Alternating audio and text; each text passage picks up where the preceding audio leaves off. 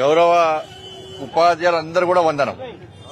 చారిత్రాత్మకమైనటువంటి తీర్పునిచ్చినటువంటి ఉపాధ్యాయులందరూ కూడా భారతీయ జనతా పార్టీ తరఫున, మా కార్యకర్తల తరఫున అందరికీ వందనాలు తెలియజేస్తున్నాం.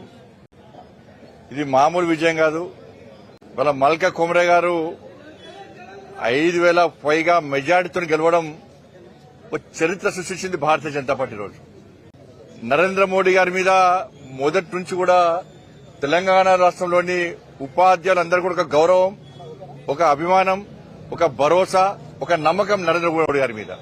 దేశవ్యాప్తంగా కూడా మేధావి వర్గం ఉపాధ్యాయులందరూ కూడా మోడీ గారి నమ్మకం ఉన్నారు. కాబట్టి మొన్న బడ్జెట్ లో 12,70,000 ట్యాక్స్ ఎగ్జామ్షన్ విషయాన్ని ఇలా గుర్తుంచుకున్నటువంటి గౌరవ ఉపాధ్యాయులు ఇలా సరైన తీర్పిచ్చారు.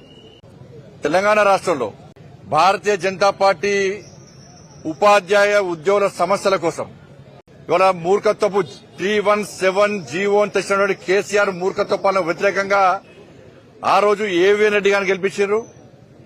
ఈ రోజు Karimnagar, Medak, Adilabad, Nizamabad teachers MLC constituency ఎన్నికల్లో 317 జీవోకు వ్యతిరేకంగా భారతీయ జనతా పార్టీ కార్యకర్తలు చేసిన యుద్ధాన్ని గుర్తుంచుకొని, కార్యకర్తలకు గాయాలైనటువంటి రక్తం చిందించిన విషయాన్ని గుర్తుంచుకొని, కార్యకర్తల మీద పడ్డ లాఠీ దెబ్బలను గుర్తుంచుకొని, కార్యకర్తల పైన జైలు సందర్భాలను గుర్తుంచుకొని ఇవాళ భారతీయ జనతా పార్టీ అభ్యర్థి అయినటువంటి కొమరే గారికి భారీ మెజార్టీ అందించడం జరిగింది.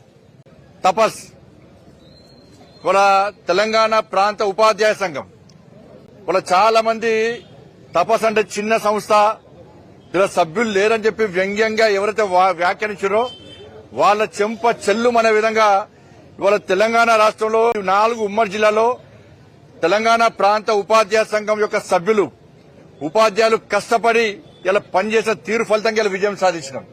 నిజంగా భారతీయ జనతా పార్టీ కార్యకర్తలకు హ్యాట్స్ ఆఫ్ చెప్తున్నాం. ప్రతి కార్యకర్త, భారతీయ జనతా పార్టీ కార్యకర్తల నాయకుల యొక్క కష్టం ఈరోజు ఫలించింది.